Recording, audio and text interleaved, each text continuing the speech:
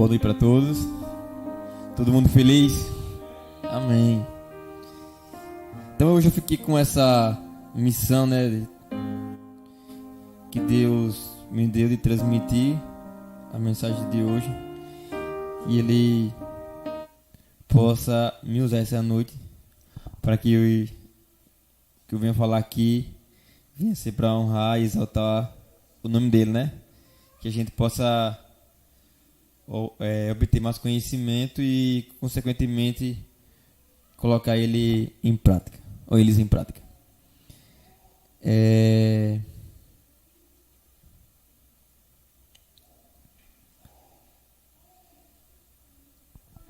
Bom, vamos lá. Nós estamos vivendo dias de angústia, né? A gente vê as imagens na televisão, né? Na TV, nos jornais. A gente vê as imagens nas redes sociais, no Instagram, no Facebook, no YouTube. E a gente percebe quanto sofrimento, né, tem acontecido nesses últimos dias, através dessas chuvas que caíram na nossa região aqui, Nordeste, principalmente em Alagoas e de ontem para cá, em Pernambuco. Que a gente possa estar intercedendo em oração por essas pessoas, para que Deus venha dar força para elas e, ao mesmo tempo, que Deus possa sarar, né, as feridas que muitas pessoas, infelizmente, vieram dormir, né, por causa desse desabamento de casas, em uma situação muito delicada. Hoje eu vi uma imagem da cidade de Penedo, onde que um rio lá, alguma coisa desse jeito, desse tipo, transbordou e ficou sem ter acesso, né? Nem para quem estava indo, nem para quem estava voltando. E realmente fica uma situação delicada, essas que nós estamos passando agora nesses últimos dias. Mas que Deus, como eu falei aqui, venha ser com essas pessoas e que a gente possa estar orando por elas. Amém? Amém? Estão dormindo? Vamos ficar de joelho para a gente orar? Vou falar mais alto para ver se vocês acordam. Querido Deus, amado Pai, Criador do céu e da terra, nós te agradecemos por essa oportunidade de mais um dia de vida, de estarmos aqui essa noite para honrar e exaltar o teu santo nome. Te pedimos nesse momento, Senhor, venha intervir na vida daquelas pessoas que estão sofrendo com as chuvas, o deslizamento, os desabamentos que têm acontecido em nossas regiões. Que o Senhor venha ser com essas pessoas, meu Deus, que o Senhor possa dar força para elas. Ao mesmo tempo, entregamos em tuas mãos cada pessoa que se encontra enferma, que se encontra debilitada, hospitalizada, que o Senhor venha ser com essas pessoas, ó Deus. Nesse momento que a tua palavra será aberta, que o Espírito Santo possa nos usar, que ele venha ser um instrumento essa noite e que ele venha ser o mensageiro e que ele possa falar aos nossos corações, trazendo palavras de esperança, de conforto para as nossas vidas. Obrigado por tudo, no doce nome de Jesus, que vive e reina para sempre. Amém. Bom, vamos lá.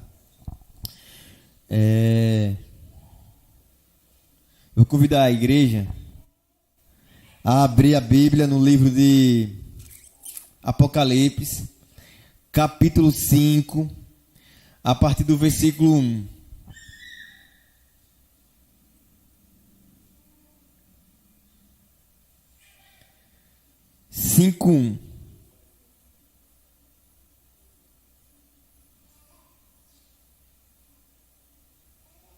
Amém? Diz assim: vi na mão direita daquele que estava sentado no trono um livro escrito por dentro e por fora, e todo selado com 7 selos. Vi também um anjo forte que proclamava em grande voz: quem é digno de abrir o livro e de lhes desatar os selos? Versículo 3.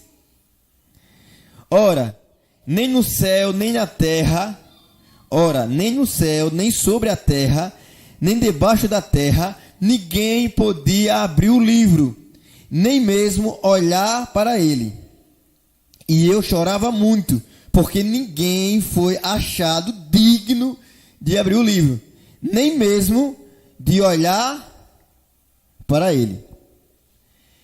Quando a gente vê esse texto, a gente percebe que o escritor, né, a pessoa que está escrevendo, que está relatando, ele parece estar, como é que é a palavra certa, preocupado. Sim ou não? Ele se encontra ali numa situação delicada. A Bíblia diz que ele começa a chorar, porque ele se encontra, na verdade, desesperado. Alguém aqui já em algum momento da vida ficou desesperado?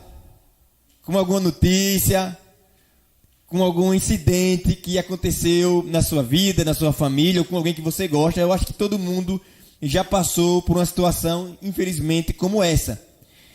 E quando nós passamos por uma situação assim, o que acontece? Qual é a nossa reação? Chorar.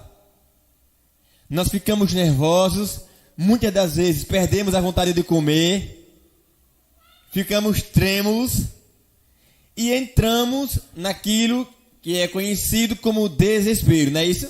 Ficamos desesperados. E cada organismo tem uma reação diferente, né? Mas todos conseguem sentir o baque. Todos conseguem sentir, né, aquela situação de medo que recai sobre quem está passando por uma situação dessa. E quando nós olhamos aqui para a Bíblia, João entra em desespero porque aquele livro tem algo muito especial. O que é que esse livro continha de tão especial? Se você analisar direito o texto, na mão de quem está esse livro? Quem estava segurando esse livro? O próprio Deus. Só que a preocupação de João era que esse livro, ele estava selado. Alguém aqui já viu eu vou trazer para os nossos dias, né? O que é um selo em uma carta? Quando nós colocamos um selo, para que serve isso? Quando você coloca um selo em uma carta que você vai colocar no correio, para identificar. Mas o que significa que aquele conteúdo ele é muito importante. Por isso que ele está selado. Só que o relato diz que ninguém era digno de tomar o livro e de tirar o quê? Os selos. Os 7 selos que continha naquele livro ali. E essa era a preocupação de João. Porque não tinha ninguém ali digno de tomar o livro e desatá-los, os selos. O que é que esse livro tinha? Esse livro continha a história de quem? Das nações. Esse livro tinha a história do povo de Deus ao longo de quê? Das eras. Naquele livro, Deus iria mostrar para o seu povo o que aconteceu no passado, o que estava acontecendo no presente, nos dias de João, mas também o que iria acontecer no futuro de João. Então, esse livro tinha 3 fases importantes: passado, presente e futuro. E se esse livro não fosse aberto, consequentemente, não havia esperança para mim, para você e para cada um de nós. Essa era a preocupação de João, porque se aquele livro não fosse aberto, não fosse revelado o que existia ali, a esperança da salvação, para mim e para você, ela não existiria, ela não ocorreria. Por isso que ele chorava.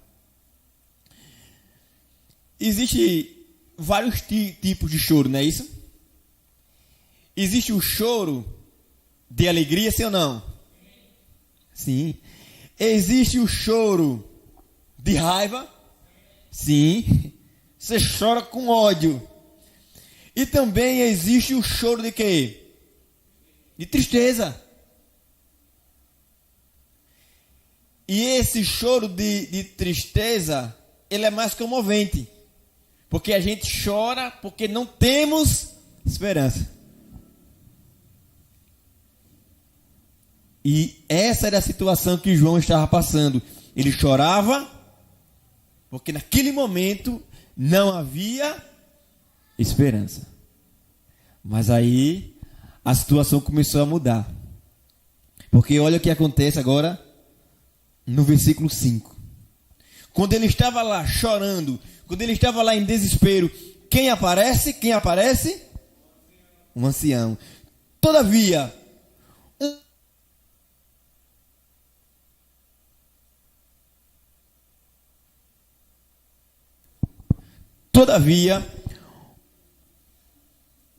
um dos anciões me disse: não chores. Eis que o leão da tribo de Judá, a raiz de Davi, venceu para abrir o livro e os seus 7 selos. E o versículo 7 diz: veio, pois, e tomou o livro da mão direita daquele que estava sentado na onde? No trono. Então veio um dos anciões, se aproxima de João com uma boa notícia. E ele diz: não chore. Não se desespere. Não se preocupe, porque o leão da tribo de Judá venceu. Amém? E se o leão da tribo de Judá venceu, o que acontece? A Bíblia diz que ele é digno de abrir o quê? O livro e tirar os seus selos. Quem é o leão da tribo de Judá? O próprio Jesus. O leão pode abrir o livro, porque um dia ele morreu como oferenda pelos nossos pecados. Então a Bíblia está dizendo que Jesus é de fato o Cordeiro de Deus que tira o pecado da onde? Do mundo. E agora a situação muda. Você já estava numa situação assim delicada e de repente a situação da sua vida mudou. Quem já aconteceu numa situação dessa? Talvez você estava para pagar um boleto, estava sem dinheiro e de repente alguém chegou e lhe emprestou, você conseguiu, não sei. E aquela situação que você estava ali, ou então você estava com alguém doente e de repente a boa notícia. Isso, olha, melhorou. Olha, está reagindo o tratamento, olha, graças a Deus ele está se recuperando. Ou ele está se recuperando. Então esse é o relato de conforto. Esse é um relato de esperança. Não chore mais pelas tristezas da vida. Porque assim como João foi consolado essa noite, através da palavra de Deus, o Senhor Jesus está dizendo: não chores. Porque toda essa situação da sua vida que você está enfrentando hoje, ela já foi vencida pelo leão da tribo de Judá. Quem é ele? É Jesus. E ele se levanta, e a história diz que quando Jesus se levanta, o céu fica em pé. E o céu começa a reverenciar. O céu começa a adorar o nome de Jesus, porque Jesus é Deus por natureza, porque Jesus é nosso Deus, porque lá atrás Ele nos criou com as suas mãos, Ele nos moldou, e através da sua palavra nós passamos a existir, através do seu sopro de vida. Mas quando eu e você caímos em pecado, quando esse mundo foi tomado pela morte, Jesus se levantou do seu trono, desceu a essa terra imunda, se tornou um semelhante a nós e morre, pagando o preço que foi cobrado lá no jardim do Éden. Se você comer desse fruto, certamente morrerás. E a morte que Jesus sofreu, e a morte que Jesus passou, foi a morte de Adão, foi a morte de Eva, foi a minha morte, foi a sua morte, foi a morte eterna. E Jesus desce o túmulo, mas para a honra e para a glória do nosso Senhor, nosso Deus, Ele ressuscita. E Ele vence, porque o versículo diz, Ele venceu. Jesus venceu, quando eu e você nunca iremos vencer. Por mais bonzinho que você seja, por mais fiel que você seja, essa sua oferenda a Deus não é nada, é lixo. Você e eu não vamos ser salvos porque você é uma pessoa boa. Você e eu não somos nada, somos pecadores. E nós só iremos para o céu porque Jesus derramou o seu sangue precioso por mim e por você. Ele pagou o preço que eu jamais iria conseguir pagar por mim e por você. E Jesus se levanta. Ele se apresenta diante do trono da majestade. O céu o glorifica, o céu o adora, o céu canta um hino que um dia nem os anjos saberão cantar, somente os que foram redimidos pelo sangue de Jesus. Os anjos ficarão, é interessante isso, anjos ficarão em silêncio, porque somente os salvos saberão cantar a música que Jesus será adorado. E agora Jesus se levanta, vai até o trono do Pai, pega o livro, e no capítulo 6, no versículo 1, o que acontece? Ele começa a abrir. E esse é o título, é o nome do sermão dessa noite, o primeiro selo. E no versículo 1 do capítulo 6, agora João já confortado, João com um semblante agora de felicidade, João agora feliz, alegre, ele começa a ver a cena e começa a relatar, porque isso que João está escrevendo é aquilo que ele está vendo. Você lembra lá no começo da história de Apocalipse, o anjo dá a notícia a João, dá a ordem, disse: João, o que você vê, escreve e manda 7 igrejas. E aí João começa a ver e a escrever, e ele diz: vi quando o Cordeiro abriu dos 7 selos, e ouviu um dos 4 seres viventes dizendo, como se fosse voz de trovão: vem.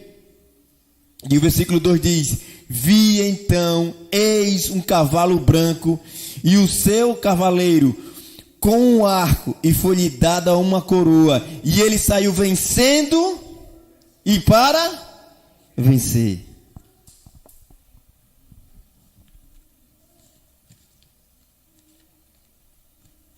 Irmãos, isso é extraordinário, porque esse primeiro selo, ele conta 2 histórias. Ele narra 2 histórias do cristianismo. A primeira história que esse primeiro selo narra é a história daquele que saiu vencendo. Para quê? Para vencer. Porque um dia um anjo se rebelou contra a autoridade do céu. Um anjo cobiçou o trono de Deus e tentou tomar o trono de Deus à força, causando uma grande guerra na onde? No céu.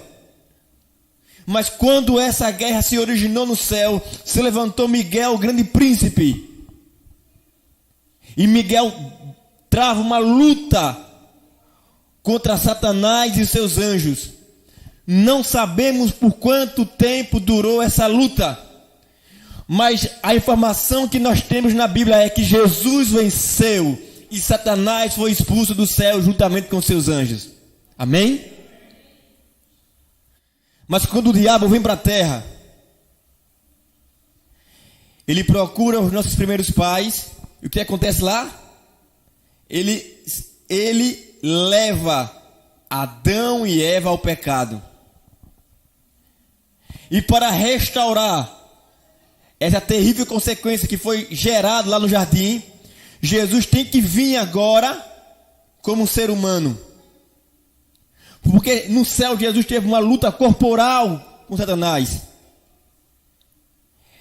Foi uma luta de corporal, anjo contra anjo, briga, soco, pontapé, até que Jesus vence.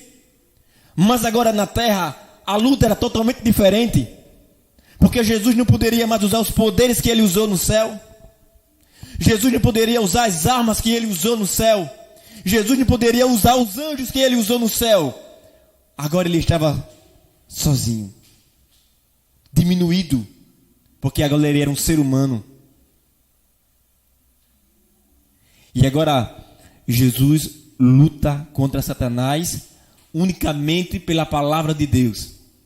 Jesus enfrenta o dragão como homem.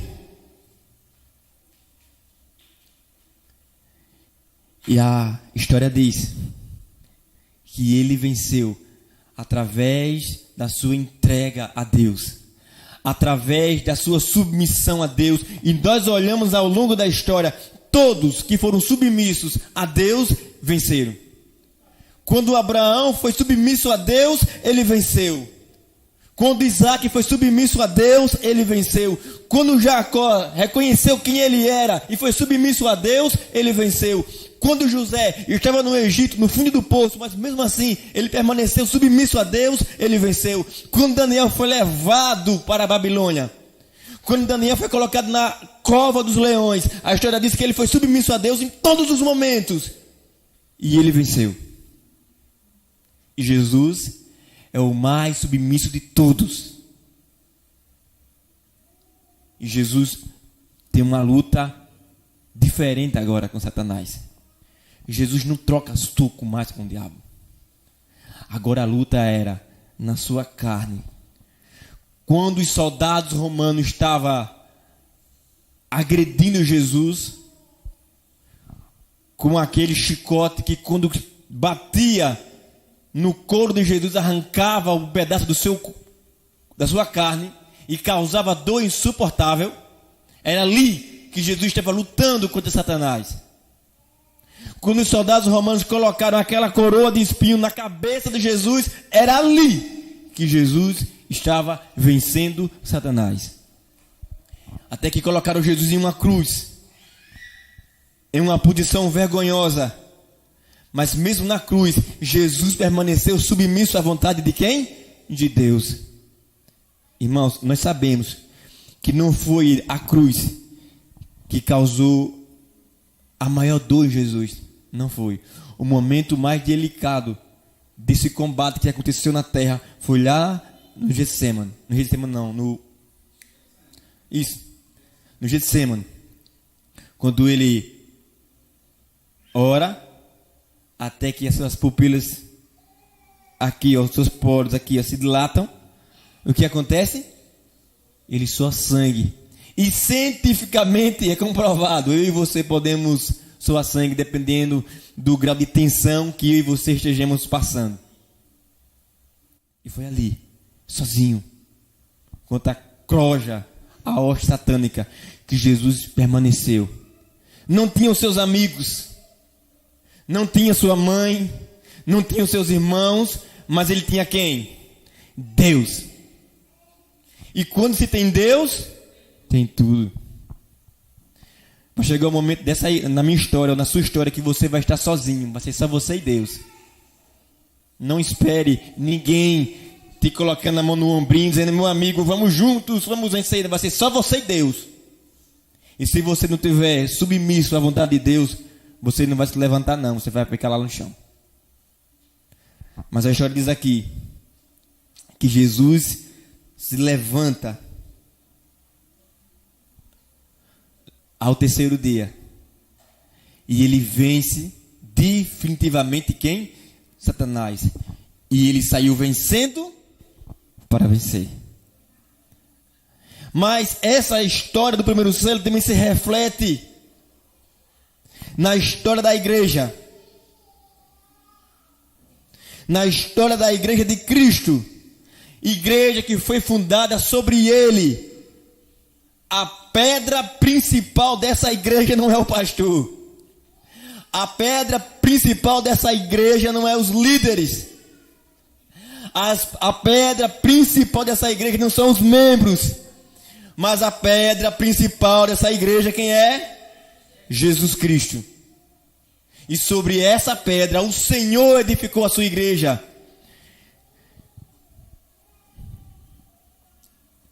E essa igreja, do ano 31 ao ano 100, ela alcança o seu auge. Porque ela é uma igreja vitoriosa. Segundo, ela é uma igreja que cresce. E durante esse período, do ano 31 ao ano 100, mais de 6 milhões de cristãos se entregam aos braços de Jesus. E essa igreja, ela tem um terceiro sinal. É uma igreja pura. Porque ela mantém a sua fidelidade à Bíblia. Qual é a cor do cavalo? Branco. Representa a pureza e a fidelidade bíblica. A igreja pregava o que está na onde? Na Bíblia. Será que a minha vida, será que eu estou pregando aquilo que está na Bíblia? Será que a sua vida, será que você está pregando aquilo que está na Bíblia? Agora eu vou colocar no plural.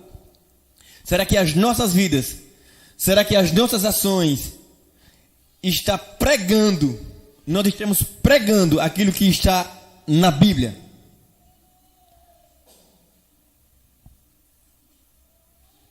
A igreja que venceu, a igreja que se tornou vitoriosa, era uma igreja unida, unificada em Cristo. Era uma igreja que foi usada por Deus e pessoas foram batizadas. Aí eu pergunto a vocês, eu gostaria de fazer uma pergunta a vocês.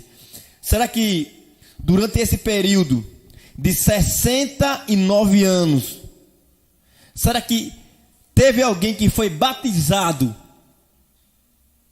e desistiu? O que é que vocês acham? Como é que foi a história de Judas? Um homem que caminhava com Jesus, um homem que era o líder da igreja, que foi batizado, mas que, o que aconteceu com ele? Não permaneceu na fé. E a história dessa igreja também mostra a história de João Marcos, um jovem que se batizou, que aceitou Jesus, mas que num dado momento da sua história ele virou as costas e não quis saber. Mas quando nós estudamos a história de Paulo, as cartas que ele escreveu, tem um momento que ele retoma a fé, ele volta para casa. Então a história do passado é semelhante à história do presente. Era tão bom se a gente fosse dizer, isso aqui vai batizar, vai ficar na igreja, aquele ali não vai não, vamos batizar só isso. Era bom demais, mas não está marcado os que vão ficar e não está marcado os que vão sair. Porque quem separa o joio do trigo, quem é? Deus, não sou eu. Eu não separo o joio do trigo. Você separa, alguém aqui separa, consegue separar o celeiro? Dá, isso aqui é de Deus, isso aqui não. Quem desatou os selos e sabe para onde cada um de nós vai, pagou um alto preço por isso. Ele morreu. O que nós temos que fazer é só jogar semente. Irmãos, uma das maiores parábolas de Jesus, um dos maiores ensinamentos de Jesus é quando nós olhamos a parábola das 4 sementes.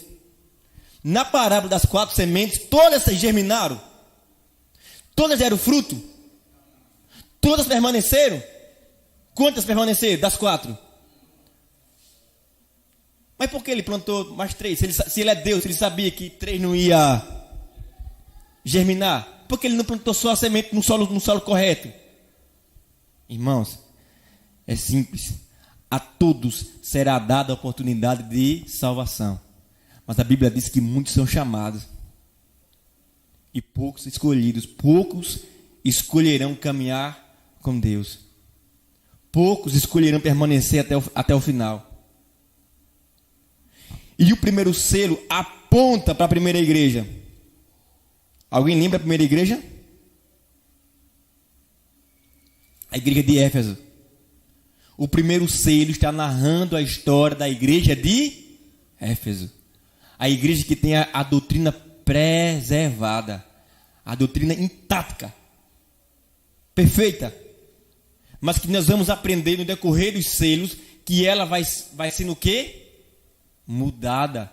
Porque as pessoas permitem que heresias, coisas do diabo, entrem dentro da onde? Na igreja. Mas isso é uma outra história. Isso já é um outro momento.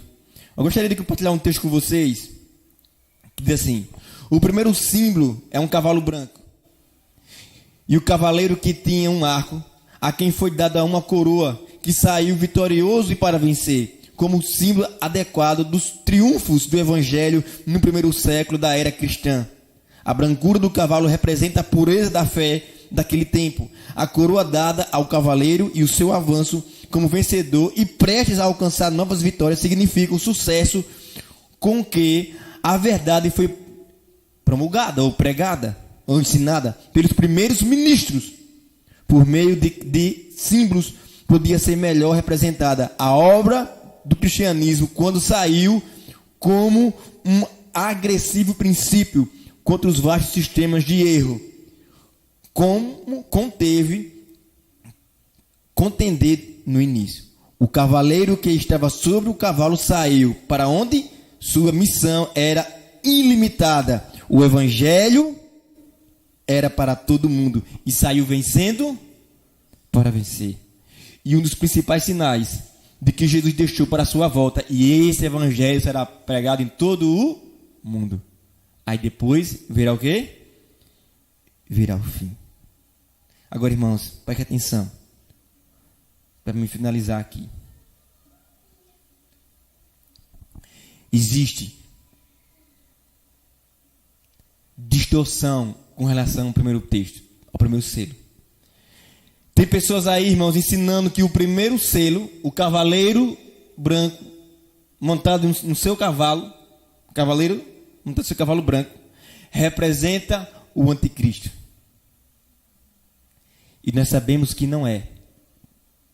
Porque o primeiro selo aponta para Cristo e sua igreja, que é submersa, que é submetida ao amor do Pai. Mas o diabo sempre gosta de distorcer a palavra. E quando você estiver assistindo por aí, uma pessoa falando que o primeiro selo está falando do anticristo, não acredite, porque a palavra de Deus diz que o primeiro selo aponta para Cristo e sua igreja. E tem pessoas ensinando doutrinas de demônio, mas o fim deles será de acordo às suas obras. Porque naquele dia eles vão procurar a morte, mas a morte fugirá dele. O que vai restar é dor e ranger de quê? De dente. Que o nosso Deus possa nos usar e que nós possamos permitir. Eu entendo, irmãos, que realmente, para que eu e você possamos permanecer fiéis a Deus em muitos quesitos da nossa vida, nós precisamos realmente estar convictos daquilo que nós queremos. Mas tem muito hábito nosso, algumas comidas, algumas bebidas nossas, que nós temos que pedir forças a Deus para que nós venhamos a deixar. Que quanto mais eu sujo o templo, o meu corpo, o templo do Espírito Santo, o Espírito Santo vai ser retirado do meu templo, do meu ser, E quem vai fazer morada não é o Espírito Santo, mas é Satanás e seus anjos. E vai ficar muito mais difícil ouvir a voz de Deus quando nós estamos com o templo sujo. Por isso que é importantíssimo a gente rever alguns conceitos de saúde, principalmente de alimentação. Você quer, às vezes é chato tocar nesse assunto, mas eu tenho percebido na minha vida que se eu não mudar algumas coisas que para o mundo é normal de alimento, isso pode me afetar e fazer com que eu não seja submisso a Deus, mas que eu venha me inclinar para onde? Para a carne. A carne sempre vai nos levar para a morte, mas o Espírito sempre vai querer nos oferecer a vida. E somos nós que decidimos para onde queremos ir. Amém? Que Deus nos abençoe. Que Deus nos guarde. Que Deus nos dê força para que possamos continuar nessa caminhada até o final. Amém? Vamos encerrar com louvor.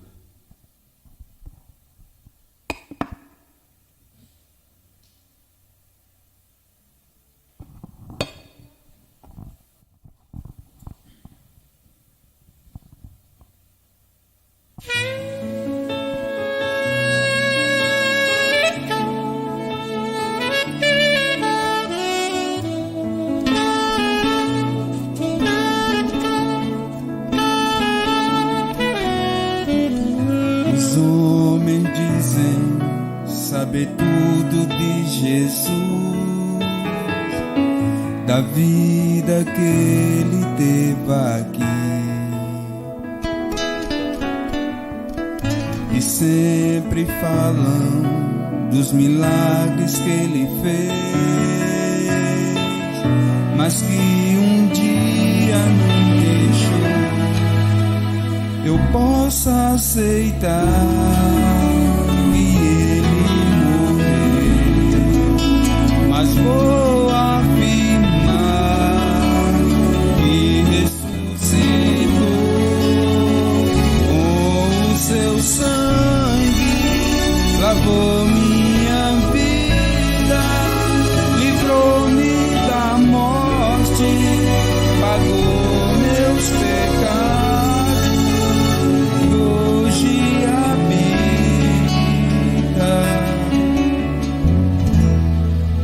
Em meu coração,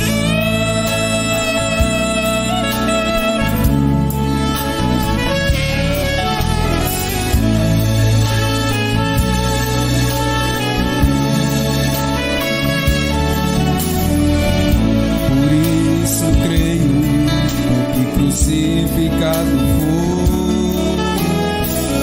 mas do sepulcro levantou.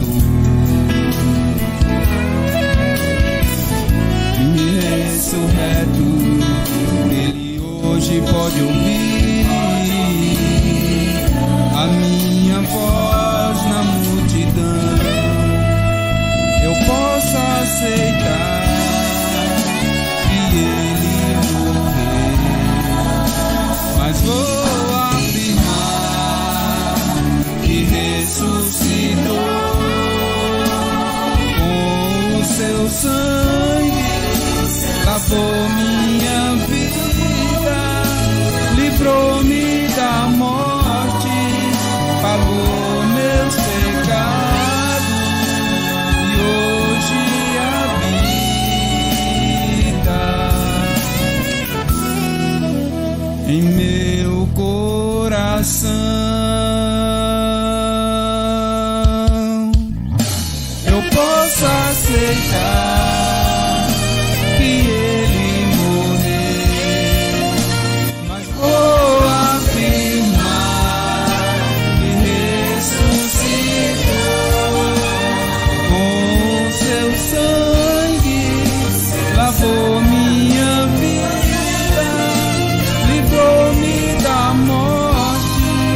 pagou meus pecados e hoje habita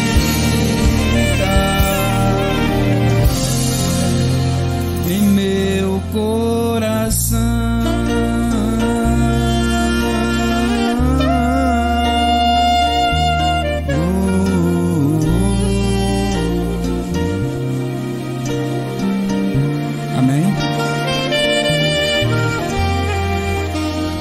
Amém? Irmãos, para finalizar,